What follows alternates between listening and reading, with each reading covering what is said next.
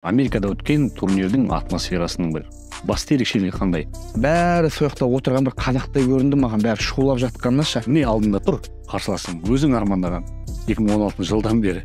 Одан бір қорқыныш көрдім деп айтпаймын, бірақ бір Күмән болды ма көзінде бір күмән бар сияқты. Мен одан сөздің ашық, осы эфирде айтайын, еш қорықпаймын. Қазақша аударатын болса енді бір қаһарлы тышқан дейміз ба? Соңында мен күмәнданып қалдым, мүмкін болар маған поисқа жекпе-жекке шығарғысы келмейтін шығар деген бір. Қайрат Ахметовтың One Championship'та бұған дейінгі әдеттегі алып жүрген қаламақысы Алла бұйыртса еселеніп өседі деген сөз. Спортшы ретінде ғана қажет болдым.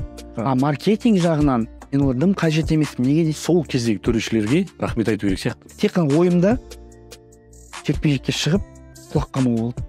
Нокаутпен ұтылмау, Иә, ұтылмау. Сонда енді кім біледі, сонда ойлар болды, нокаутпен құлақ қалам ба? Іште бір өкініш қалып кеткен жоқ па? Қуат Айманхаметов сол айтқан, 2 жыл сен шықпағасын, белбеуді бере сал. Саған қол үшін соза алмады. Бәрі жаймен қалады, семья бірінші орында. Азат Мақсымды ақырын ана Америкаға қалдырыпсың. Дұшпанға күлкі болмай, елге ауырмен қайтсақ, жеңіспен қайтсақ. Азат Мақсым мен Асыл Алмабаев бір-біріне қарсылас болып қалуы мүмкін бе? Спортта да қулық керек, ол қулық болғанда дұрыс жағынан да, енді ол біреуді алдап кету емес қой.